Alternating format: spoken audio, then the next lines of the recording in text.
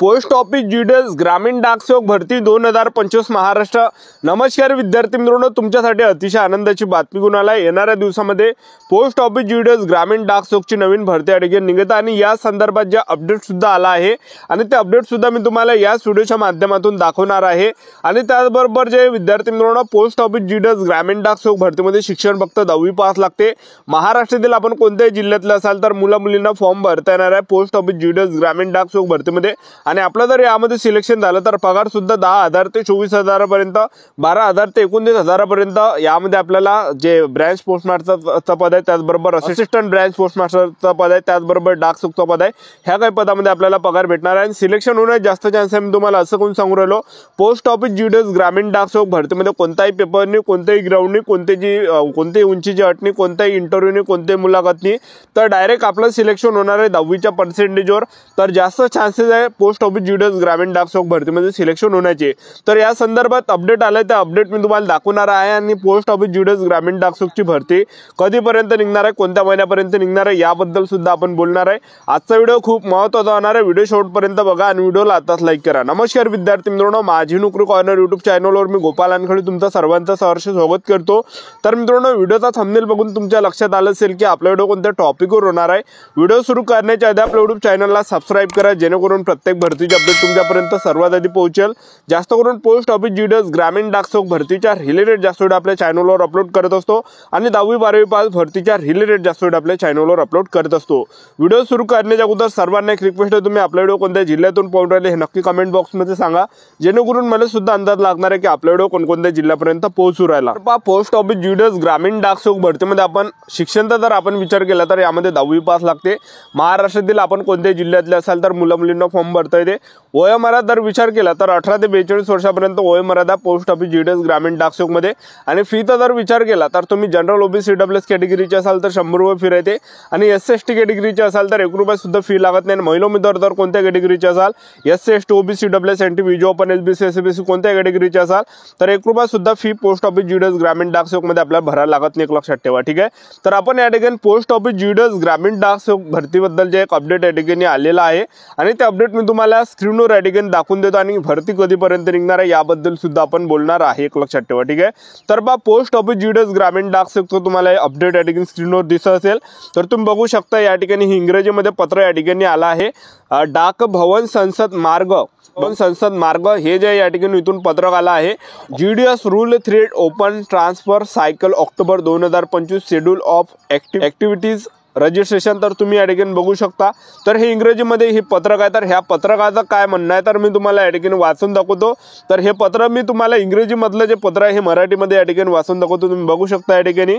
तर विषय जो आहे हा जीडीएस नियम 3 ऑनलाईन हस्तांतरण सायकल ऑक्टोबर 2025 उपक्रमांचे वेळापत्रक, हा काही या ठिकाणी विषय आहे।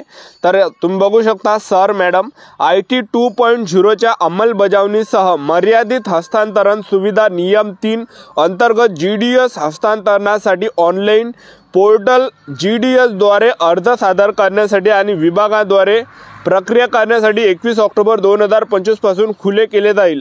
आणि विविध उपक्रमांचे वेळापत्रक खालीलप्रमाणे असेल।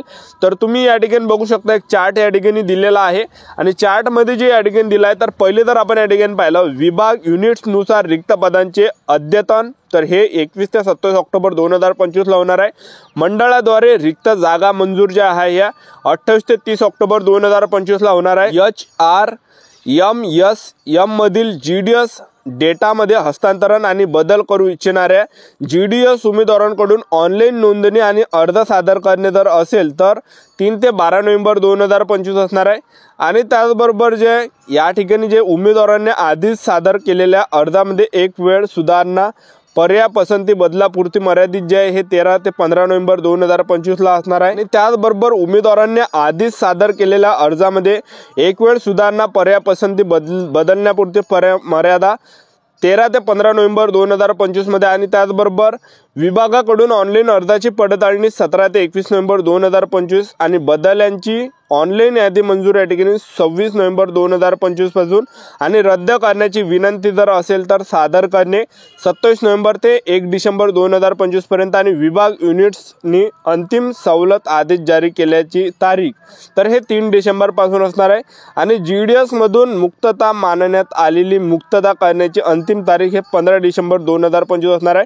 तर हे काही चार्टमध्ये या ठिकाणी दिलेलं आहे आणि त्याचबरोबर 10 ऑक्टोबर 2024च्या सम क्रमांकाच्या या कार्यालयीन पत्राद्वारे जारी केलेल्या हस्तांतरणाच्या मार्गदर्शक तत्वाची नोंद घेतली जाईल, जे पत्र क्रमांक 17/31/2016 GDS दिनांक 17/8/2025च्या परिशिष्ट 1 सह वाचले जाईल। तर हे काही पत्रक या ठिकाणी आलाय पोस्ट ऑफिस GDS ग्रामीण डाक सुखचं, एक लक्षात ठेवा, ठीक आहे। तर आता भरपूर विद्यार्थ्यांचे वारंवार एकच कमेंट होते की सर पोस्ट ऑफिस GDS ग्रामीण डाक सुखची नवीन भरती कधीपर्यंत येणार आहे, कधीपर्यंत ही भरती या ठिकाणी पाहायला भेटणार आहे, असे भरपूर विद्यार्थ्यांचे वारंवार एकच कमेंट होते। तर ही जी प्रक्रिया या ठिकाणी मी तुम्हाला वाचून दाखवली, तर हे डिसेंबर महिन्यापर्यंत हे प्रक्रिया या ठिकाणी चालणार आहे। रूल 3 ट्रान्सफर ओपन या ठिकाणी झालेलं होतं, एक लक्षात ठेवा।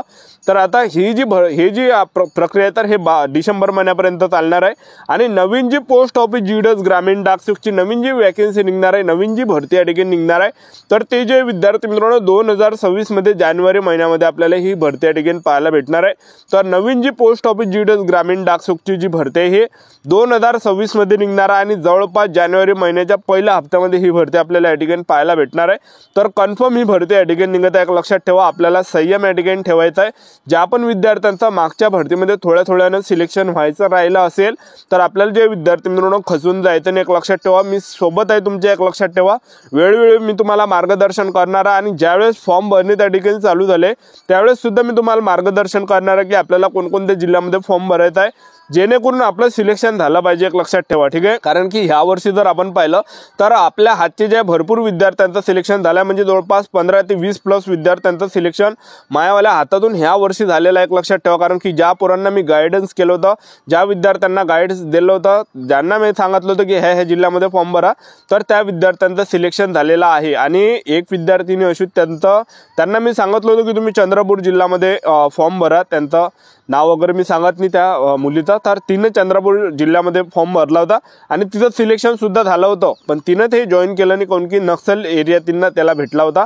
नक्षल एरिया असल्यामुळे त्यांनी ते जॉईनिंग केलं नाही, एक लक्षात ठेवा। तर आता ते पण महिला उमेदवार या ठिकाणी आतुरतेने वाट पाहतात की बा नवीन पोस्ट ऑफिस GDS ग्रामीण डाक सुख भरती कधी निघणार आहे, जेणेकरून चंद्रपूर डिव्हिजन सोडून दुसऱ्या चांगल्या डिव्हिजनमध्ये आपलं सिलेक्शन होणार आहे। तर मी अशा भरपूर विद्यार्थ्यांना गायडन्स केलं होतं मागच्या भरतीमध्ये जे 2025 ला आली होती जानेवारी महिन्यामध्ये, तर त्यामध्ये जवळपास जास्त विद्यार्थ्यांचं सिलेक्शन आपल्या हातामधून झालेलं आहे, एक लक्षात ठेवा, ठीक आहे। मी त्यांना गायडन्स केलं होतं की इथे भरा, तर त्या विद्यार्थ्यांना ऐकलं होतं, तर त्यांचं त्या ठिकाणी सिलेक्शन झालं होतं, एक लक्षात ठेवा। तर पुढे सुद्धा मी तुम्हाला गायडन्स करत राहणार आहे। आता जेव्हा नवीन वॅकन्सी निघणार आहे ते सुद्धा मी तुम्हाला गायडन्स करणार आहे की कुठं फॉर्म भरायचा आहे, त्यामुळे आपला चॅनल सबस्क्राईब करून घ्या। आपल्याला जे विद्यार्थी मित्रांनो तुम्ही या ठिकाणी सबस्क्राईब करून ठेवून द्या आणि आपल्याला जे या ठिकाणी मी वेळोवेळी अपडेट तुम्हाला देत राहणार आहे। आजच्यासाठी थांबतो, व्हिडिओ नेक्स्ट व्हिडिओमध्ये। जय हिंद, जय